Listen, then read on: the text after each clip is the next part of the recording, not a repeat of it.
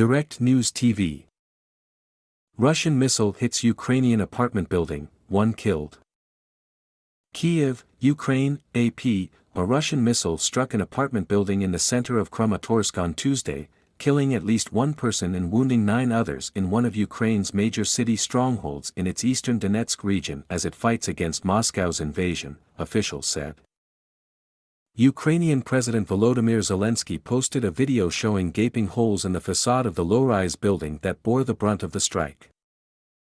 The Ukrainian General Prosecutor's Office and Regional Governor Pavlo Kyrylenko also reported on the attack, posting photos of the building with mounds of rubble in front of it.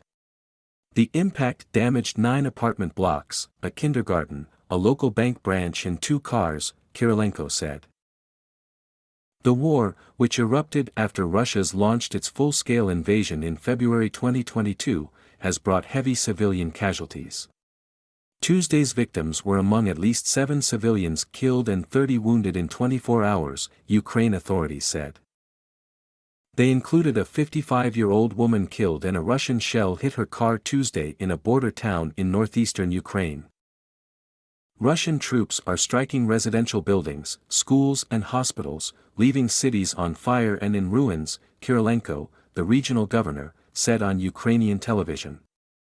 The Russians mark each meter, yard, of their advance in the region not only with their own blood, but also with the lost lives of civilians.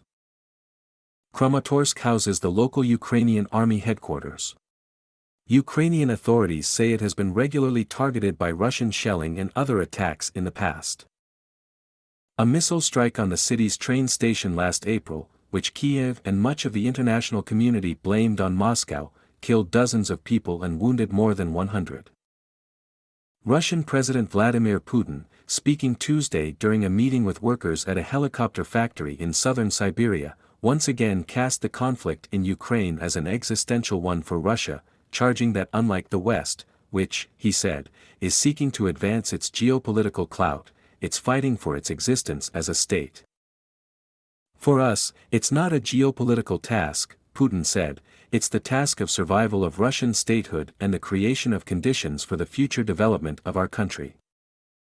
Ukrainian forces have also dug in, especially in the devastated eastern city of Bakhmut where Kiev's troops have been fending off Russian attacks for 7 months and which has become a symbol of Ukraine's resistance, as well as a focal point of the war. Zelensky discussed the situation in Bakhmut with the top military brass and they were unanimous in their determination to face down the Russian onslaught, according to the presidential office. The defensive operation in Bakhmut is of paramount strategic importance to deterring the enemy. It is key for the stability of the defense of the entire frontline, Valery Zaluzhnyi, the commander-in-chief of the armed forces of Ukraine, said. Putin emphasized that his country's industries have survived the blow of Western sanctions. But he acknowledged those sanctions could bring longer-term problems for the Russian economy. Russia had welcomed a Chinese peace proposal to end the fighting, but Kremlin spokesman Dmitry Peskov said Tuesday that Kiev's refusal to have talks leaves Moscow with only military options. Beijing has said it has a no-limits friendship with Russia and has refused to criticize Moscow's invasion, or even refer to it as an invasion. We must achieve our goals, Peskov told reporters. Given the current stance of the Kiev regime, now it's only possible by military means.